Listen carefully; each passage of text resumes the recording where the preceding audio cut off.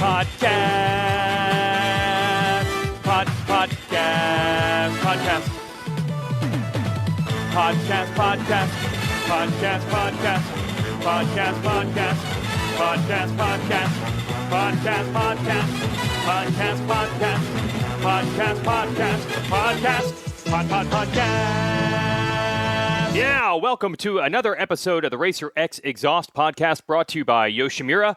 Go to yoshimura-rd.com for all the information on all the exhaust systems you want for all of your machines, including that all-new RS12 exhaust now available and shipping for the Yamaha YZ250F, already available for the Suzuki RMZ 250 and 450.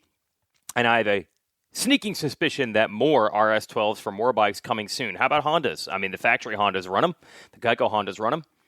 I don't know. This is not insider information. It's just a theory. And that RS12 system is sweet, so you'd want it if you can get it. Also brought to you by MX Tech Suspension, which manufactures professional aftermarket suspension for riders who want excellent comfort and control. Their quality engineering is based on a lifetime of specializing in dirt bike suspension, and it includes the Lucky Fork, which features dual springs, dual cartridges, and huck valves, yet is still ultra lightweight. MX Tech utilizes the latest in technology and coatings to deliver max performance while remaining the lightest shock available. Head over to mx-tech.com for more. And now, brought to you by Psychic MX, a full-range motocross brand, from engine internals to your everyday wear and tear parts. From weekend warriors to full-on race guys, they got everything you need. So check them out. It's psychicmx.com or ask for it at your local dealer today. Look, we're talking exhaust, we're talking suspension, we're talking all-around work on your bike. And it's perfect timing because every metric that I can gather, both actual numbers from the MIC, which are highly top secret. We never want to talk about the actual sales of motorcycles. No. This is a state secret. It has been that way for 40 or 50 years. We'd never want the public to know anything about actual motorcycle sales, even though, for example, I can go to any car website. I can just type it into Google right now and find all the car manufacturers releasing their sales information. No problem for the public, but we'd never do that in motorcycles. However, as an industry insider, I have heard sales are big time up. You can use that metric. You can talk to your local dirt bike shop. I've talked to many in different states. They can barely even keep stuff in stock. You can talk to the big distribution companies like WPS or Parts Unlimited. Unbelievable, the sales right now. So it's a great time to get your motorcycle worked on. It is very strange. It might just come down to this. I haven't seen this commercial, but Daniel Blair told me that there's a Harley-Davidson commercial that says $1,200 down payment, and we know you have it because everyone got their stimulus checks. Is that what it is? Is everyone just spending their stimulus money on motorcycle parts? I mean, that's fine. It's stimulus money. It's supposed to go into the economy, and it would be doing that. So just interesting times. In March, everyone thought this was going to be a complete disaster. For the motorcycle industry, so far, so good. I don't know if it's going to collapse come September. But now we not only have people riding and buying stuff, but we've got racing again. A second round of Monster Energy Supercross at Salt Lake City. And that's the subject of this week's podcast. I'm Jason Wygant, by the way. It's all brought to you by Racer X. Go to racerxonline.com/weege and subscribe to the magazine in print or digital form for cheap, and I will get the credit. I do not want you to give Blair credit from his pod or Mathis. I have my own thing, /weege. Subscribe through that link. I get the credit, and they lose. Yeah, Salt Lake City. I think the big fear that everybody had was, well, the first fear everyone had was, oh man, these guys are going to be out of their routine. They're not going to be able to go home between races. That's going to suck. Well, that turned out to be no problem at all. I think it took riders 3 days to realize I can rent a sweet Airbnb. I don't have to fly back and forth between races. I get to ride my mountain bike in unbelievable terrain or my road bike on some great hillside roads. They were fine with that plan. So then the next fear would be, oh yeah, but is it going to start feeling like Groundhog Day? Every race, same track. People are going to start getting worn out, tired of going to the same stadium.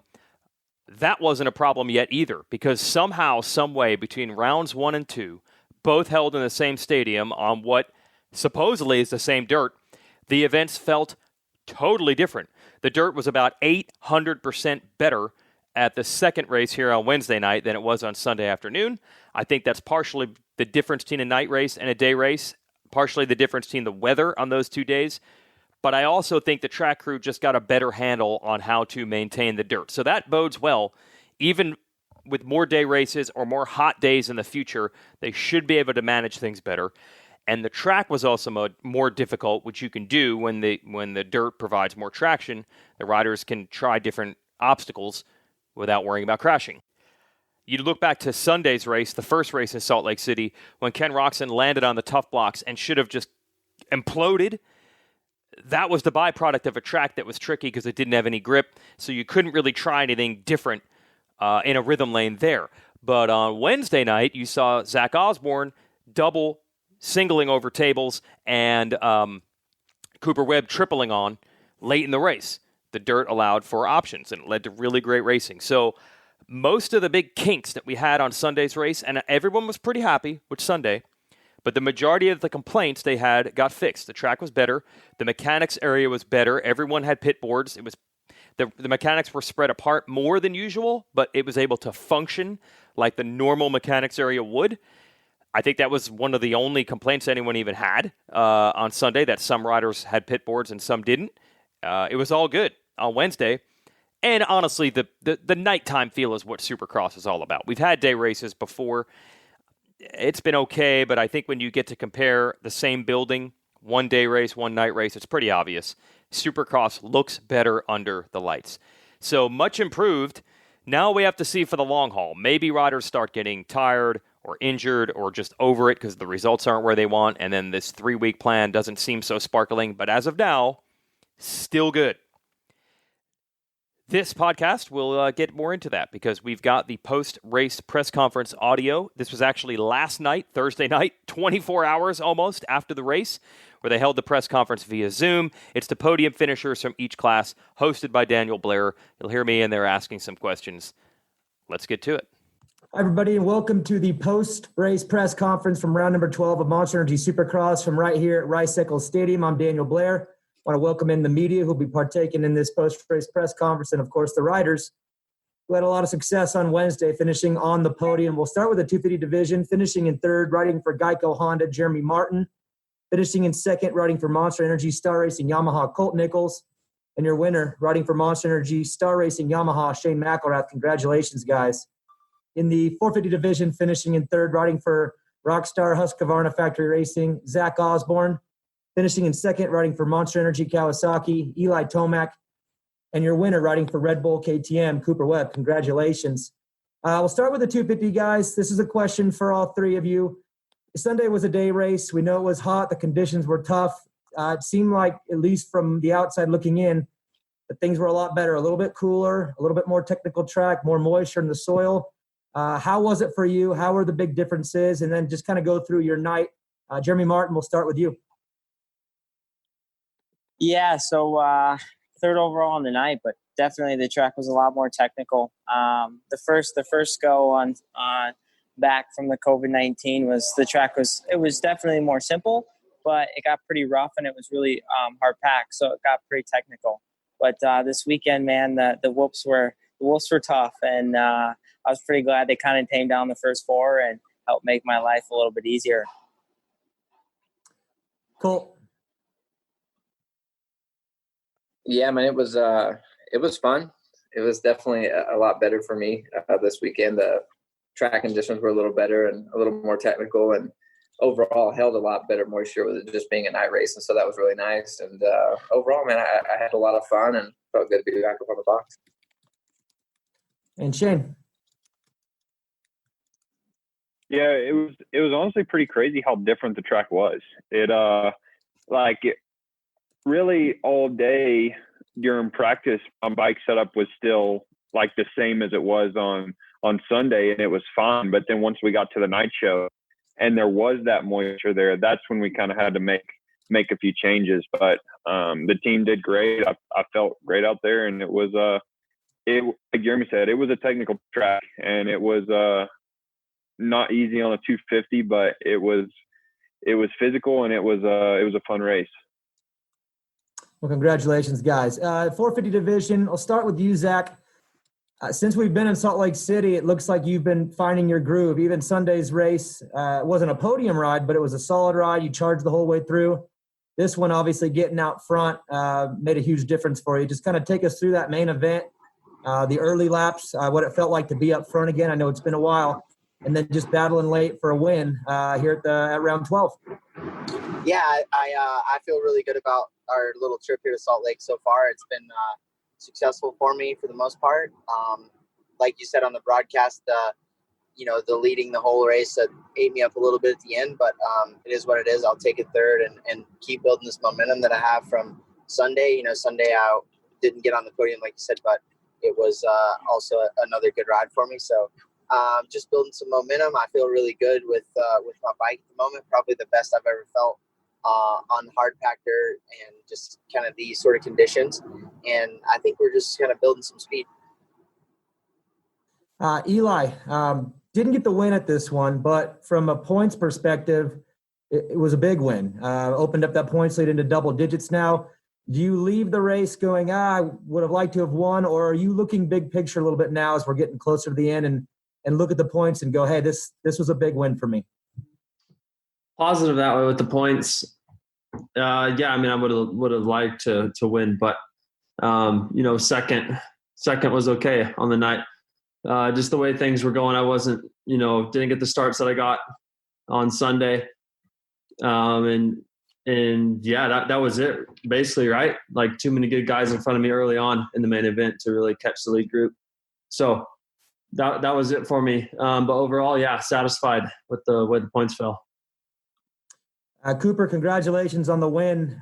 Late in that race, I can't help but think about you and Zach and just, I'm assuming the hours you guys have ridden together and battled together at the practice track. And, was there some bit of a comfort in that, knowing that you were going up with someone that you somewhat know, you know their riding tendencies, racing tendencies? Because you guys, you look like late there, it was a one-on-one kind of thing. And was that somewhat of a comfort for you, just knowing that it was Zach and maybe not being either Eli or Kenny, but it was someone that you ride with and train with? Yeah, it felt like another day in Florida, but just on race day. So, it was good. He had a great pace going, and I kind of knew that the whole main event that, he was going to lay it all out there. So I felt like our pace was really good, and, he was riding well. And late in the race, I saw Eli was definitely kind of inching closer and closer, and I knew I needed to maybe make it happen. So I was able to, make the pass late, and I tried to kind of break away, but Eli got around him and really put the hammer down. So overall, it was a great race for me. I mean, to get my first win here in Salt Lake was great. And so far it's been 2 good days of racing. So looking to keep the ball rolling. But yeah, it's awesome whenever you can get a win, that's for sure. Well, congratulations. I'll open up to the media now. We're going to start with Jason Wygant. Yeah, thanks. Jason Wygant from Racer X. Cooper, I'll start with you. What was your routine between the races? And people are wondering about the altitude and the short break. Anything you did differently, and did you feel differently racing on a Wednesday? I quite enjoyed it, honestly. I mean, it was kind of strange. I didn't ride dirt bikes or anything. Just I went and played golf and did a little bit of cardio and stuff. So I actually enjoyed it, just being able to kind of show up on race day from a previous race day. And it's kind of cool. And didn't really feel like a Wednesday. I mean, to me, it felt like a normal race day. But, now looking today like it's Thursday, it does feel a little weird. But, yeah, I think it was overall a different kind of program than what we're used to. We're used to a lot of days in between. But I quite enjoyed the quick turnaround. And, it was nice. Same for you, Zach. Did the elevation or the time in between feel weird at all, or was it pretty good? No, for me, I actually felt really good. I wish we raced more and practiced less like this more often in normal times, and maybe this whole thing can spark something like that in the future. I don't know about other people, but I feel like, for us as racers, a lot of the hours and the hard stuff that's done in the week, it all doesn't always show on the weekends. Whereas like with this schedule, you don't ride as much and there's just more racing, and you can, I don't know. It just seems like a better way to me. So for sure it's benefited me a little bit right now because I typically recover pretty quick, and we normally ride on Mondays and Tuesdays, and I'm typically a little bit off on Monday and better on Tuesday, and being that we raced on a Sunday and then we had Monday and Tuesday, so Wednesday was my normal Tuesday, so I feel pretty good about it. And this week I'm going to ride a little bit tomorrow to just keep things headed in the right direction, and I look forward to Sunday. And then same for you, Eli. Did you ride between races, or will you ride between this with a little longer break between here and Sunday? Last week we didn't. Between Sunday and Wednesday, no riding. And tomorrow, I don't know what I'm going to do yet. I'm still actually waiting on that. So either way, I like this right now.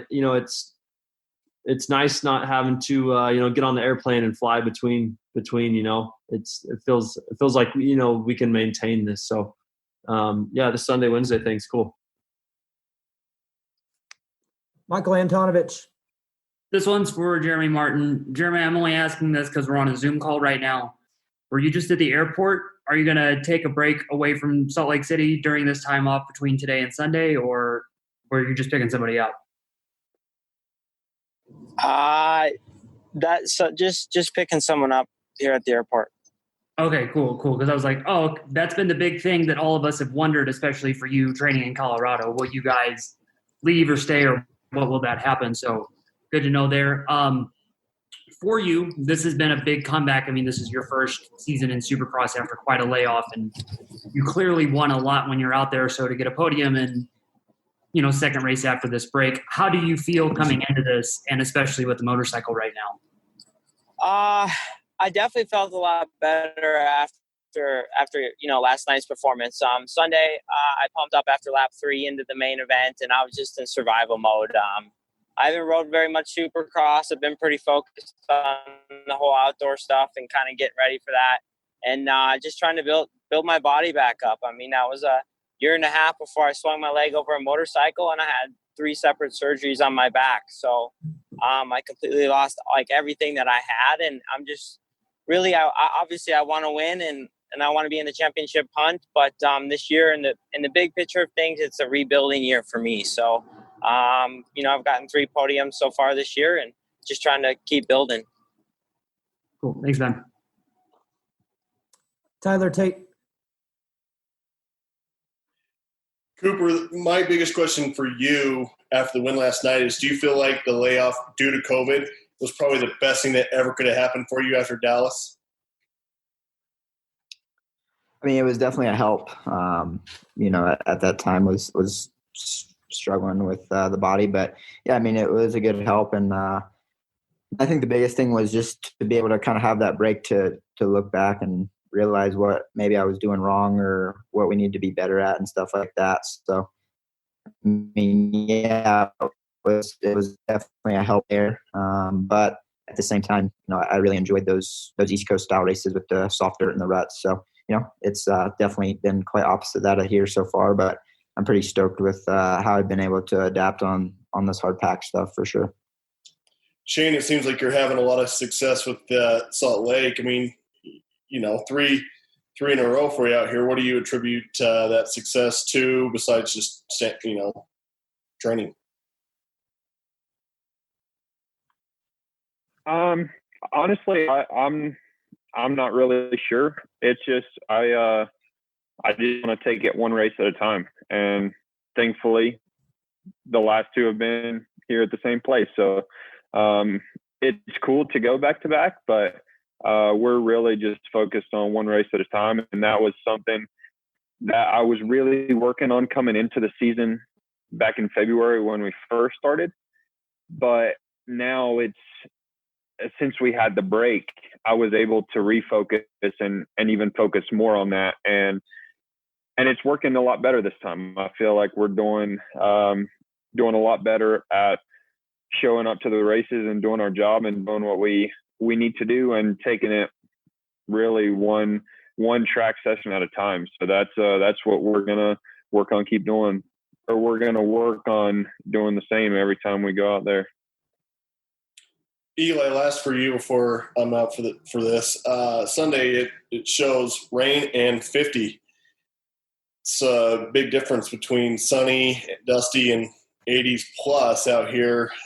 How are you preparing for that, especially when you need to protect what you've built? Well, it's just that's such a, the weather can be one way or the other, right? I mean, yeah, it looks like we're gonna get moisture. You just don't know. So I don't know. It's like I'm trying to protect a little bit, right? But at the same time, there's still 5 races, so there's still a lot left on the table, and I'm just trying to stay level-headed. Dan Lamb. Yeah, for Eli, even earlier this year and in past, you've had issues when you've been in bad positions early in the race, but lately you've seemed a lot more patient and a lot more kind of methodical in the beginning on finding the pace. You've even been passed in both these races by Cooper and Kenny in the last one, and you've come back to get to the front. Is that something you've been working on to try to close this first title out? Not specifically. I feel like, I don't know. It's just maybe I've done X amount of races and have X amount of time, racing now that you just get more comfortable or you know what to do in these certain situations. So I feel like it's just an experience thing. All right. And for Zach, you Huskies were really fast this, I guess, Wednesday. I was going to say Saturday. From the jump. I mean, 1, 2, 3 in free practice. I think 1, 2, 4 in the first qualifying practice. Did you guys find something early this week, or were you guys working together on it? Because you guys had a lot of speed right out of the gate. No, definitely not. The vibes were high and the mood was light. That's about all I can say about that. I mean, it wasn't like we were going testing or anything like that. So, we're just 3 dudes having fun at the moment. That's all I can say. It's just it was one of those days. If only we had a camera in our lounge, it would be a reality TV show. And staying with you, Zach, you weren't doing the triple on in the main, and that was costing you a little bit of time. Was that something? I mean, I saw you battling with Tomac there earlier, and actually doing well doing the double single there. Was that in the back of your mind? Why didn't you pull the trigger in the main? I kind of set my mind before the main that I was going to jump the whoops, and also I was going to go double single, because at the end of the heat race, I actually felt like I was making some time going double single or double table single, and but I think in the main where they redid the berm and they redid the face, you didn't have to seat bounce as hard to get on, so it allowed a little bit more drive, and yeah, I mean, after I watched the race, it was quite obvious that occasionally it was a little bit faster. But, I didn't have eyes in the back of my head, and it wasn't on the pit board, so I wasn't too concerned about it. I mean, it was maybe a tenth or two here and there, but there were times also where it was still good to go double table single. So it was just one of those kind of pre-decisions that I had kind of made, and I didn't really feel like it was something that I had to do, so I just was doing the double table single. But like I said, after watching it back, I probably should have been doing it. Cool. Thanks. Chris Cooksey. So, Chris Cooksey Media. Zach and Cooper, altitude has kind of been the theme of this race, and a lot of guys are really struggling. We expected Eli to be good. He lives at a high altitude. What did you guys do? And is either of you got like a therapeutic exempt for oxygen or anything? I didn't do anything. No. It's just – oh, sorry. Go ahead, Zachary. I didn't do anything. Altitude's something that I've never really had an issue with. It doesn't really affect me. I spent a summer in Colorado at altitude, and it's just, I mean, I don't really have any issues with it. I have a history of chronic bronchitis and asthma, but it just really doesn't bother me. So, nothing really changed on my end, just the normal training. Yeah, I'm not educated enough on altitude, and I haven't really changed anything I've been doing. We were in Florida, doing a lot of laps. It was super hot, and seemed like me and Zach were really pushing each other hard to kind of just duplicate that race day vibe. So, I mean, yeah, I just been doing my normal thing, training like normal. And, I mean, you definitely notice it, but I think it's something that you just kind of push through and know that it's gonna affect you a little bit. Awesome. Thanks, guys. Whatever you're doing, keep it up. It's working. Alex Gilbert. Alex Gobert, Moto Online. Hey, Cooper, what was it like for you going back to the same stadium, but this time at night and then a different track layout? How much different was it for you? I don't know. It was definitely quite a change in schedules, from being early to latest one I've ever raced. So, it was definitely different than what we're used to, like we've all said multiple times, but it was cool. I mean, it felt comfortable, pitch, how everything went.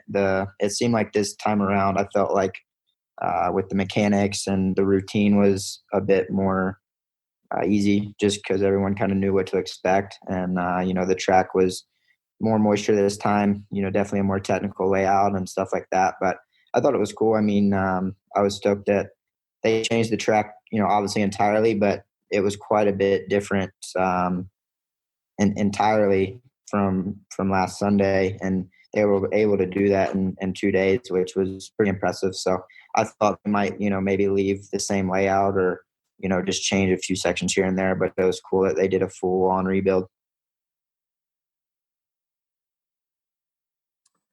Jose Marino. Hi, gentlemen. Good afternoon from Seattle.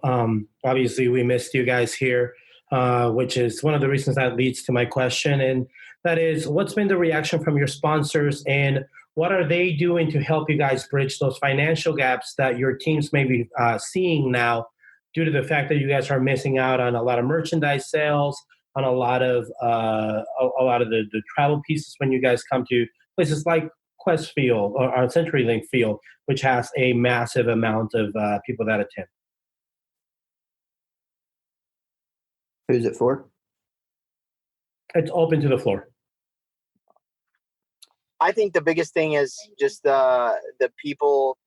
There's no people in the stand, but I would think that there's more viewers on TV, so it really hasn't affected us that much in the short term. I don't know what the long term looks like, or as far as the business side of things go, very much. But to this point, it really hasn't affected us a ton. Anybody else wants to take a crack at it? I mean, I would. Oh, go ahead, Coop. Sure. I mean, it definitely is unique. I mean, it's cool when we go to different stadiums and you kind of get to see the different fans and the different styles of the city and stuff like that. And I mean, yeah, we're in our sport merchandise. We kind of are held by the gonads a little bit. So not much we can do there, but it definitely stinks not going to all these multiple venues. But at the same time, it's just be ready and get back to normality and hopefully get some new fans going and get the pay schedule back on. But yeah, I mean, it's as kind of Zach said, like the short term, it's more so, I guess, put things on pause as far as like business side in terms of like pay. But now that we're back to racing, I'm not sure that I haven't heard of anybody that hasn't got their pay cut, but I know for our team, the sponsors have said that they are going to back pay us, but that's all we have right now. So it's like, yeah, we're back to work, we're back to racing, but not everything is caught up, and we're not really sure when that could be. And would it be fair to say that then this has given you guys an opportunity to refocus on the joy of riding and not necessarily worry so much about the financial aspect of it? I mean, for me, I would say it has been fun, mainly because it's been completely different than anything we've ever done. It's like you have that unknown aspect of, well, we don't know how it's going to go, but now we've had 2 race days back to back with no riding in between, and I mean, our race days, kind of like what Zach said, he wishes we raced more and practiced less. And it actually put the fun into the racing these last 2 rounds because that's our only bike time. So I would say yes and no, but I mean, we're just like any other business, each of us are. So it's like, if we don't get paid, we can't do business. And so there's got to be a line somewhere, but as so far it's been okay and manageable. Stefan Legrand. Yeah, this is a question for Eli. The fact that there's no fans in the pits, there's no interaction, no autograph signing and everything, is it easier for you to focus just only on racing? Yeah, it really is. I mean, you know, you lose that general, that vibe, especially the night show vibe. It's more calm. And you know, that's really it, right? Is it feels like it's just more mellow. You know, I mean, that's been the case for myself. You know, it's just, I would say round 1 was really just weird. And then round 2, I felt like it was more of just a mellow vibe. But, yeah, that's what I think about it.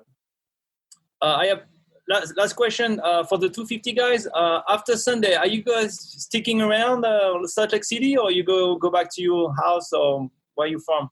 What are you going to do? Our team is staying here.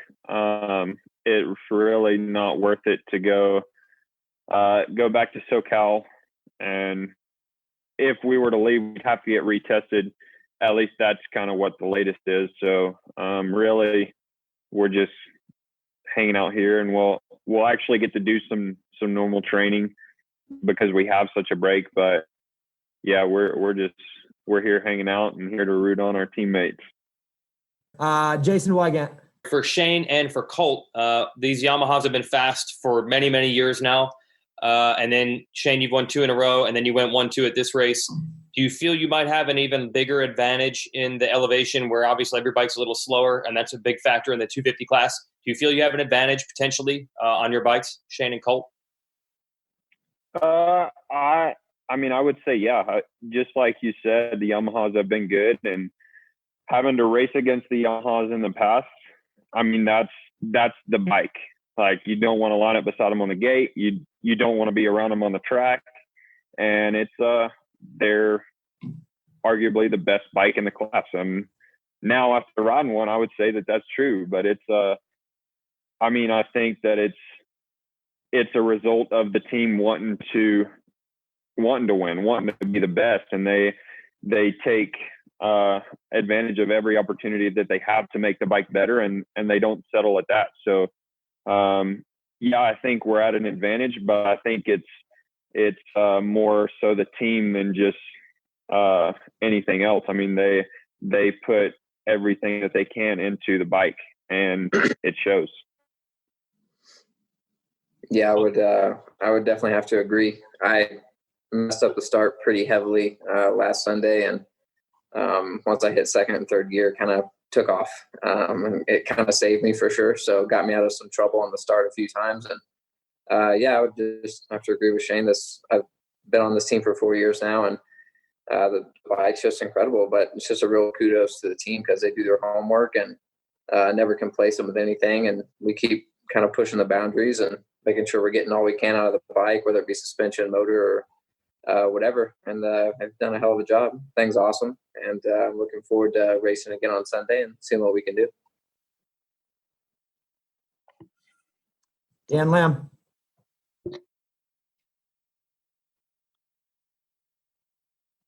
Yeah, this is for Cooper. Cooper, one of the most underrated parts of your game, I think, is your ability to chess match that you and someone else are similar speeds, last 5 laps, you have the lead, and you tend to always come out on top in those. And I can't remember the last time you got passed late in a race when you're battling for a position. Was your pass on Zacho with, I think, 3 minutes left, was that part of the chess match you saw Eli coming, or was it just an opportunity thing? I think a little bit of both. I mean, it was I saw Eli come in, and I knew that I needed to make a move to try to, avoid him catching me. So I felt like our pace was really good, but like I said, I could tell Eli was catching us a little bit, and knew that he was going to be strong down the stretch. So I felt like I needed to get going, and I tried a little earlier, actually, maybe a few laps before that, and then Zach really stepped it up for those laps, and then. Like I said, he kind of made that mistake in the whoops that gave me my opportunity. But, it's racing is, especially I feel like with our long main events, it is a bit of a chess match because, it is a long main. So, it's one of those things where depending on what position you're in, you have to take what you got and go with it. So, like I said, I was pretty obviously stoked with how I rode and the way I handled the race. And, like I said, I knew Eli was really riding strong, so I had to hold it down and make it happen. Is that something you've always been good at, that figuring out your situation, keeping people behind, closing the races? Is that something you can even work on? I'm not sure. The goal is always to obviously be out front, and that's what I try to do. But sometimes it's, I don't know. It's something that I enjoy doing is just kind of riding back there and just checking everything out, I guess, and seeing, like I said, I knew the pace was strong enough to last that time. And I didn't want to, get into like a cat and mouse game where we pass each other back and forth. I'd rather just, ride the wheel for however long I needed to. And then, like I said, be able to kind of make that adjustment on the fly or whatever. Thanks, Coop. Final question, Michael Antonovich. This one will be for Colt. Colt, you had this long layoff. You missed the first part of the season with a shoulder injury. It had been a while since you had raced a Supercross into this year. So to come back, Sunday was a great showing, even though you did have that crash. Yesterday, second place, and then even pushing Shane in those last few laps. How does it feel right now for you? It seems like you've wasted no time getting right back into things. Yeah, I've definitely tried not to.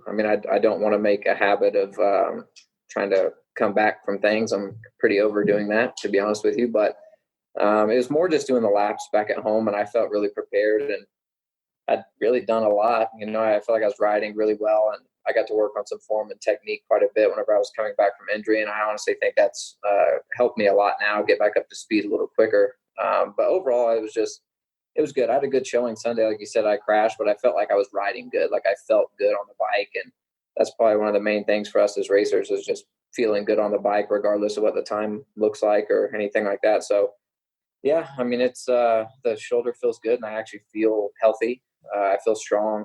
We got to work on a few things body wise while I was hurt as well. And, try to make the comeback a little easier and the transition a little easier to go into racing. And I feel like we've done just that. And it's been really good, though, adding Shane to the team this year. He's brought a different kind of element of, bike setup and training and, just different. It's nice to have some new faces and new people around to kind of push you a little bit here and there when it's needed. And I think it's been really good for me and even for Justin Cooper as well. And we just got it going on at the moment. It's been good just to have some good training partners and everything to just keep it pushing. So I've been happy. I feel good with where I am, and hopefully I can win one of these things before it's all said and done.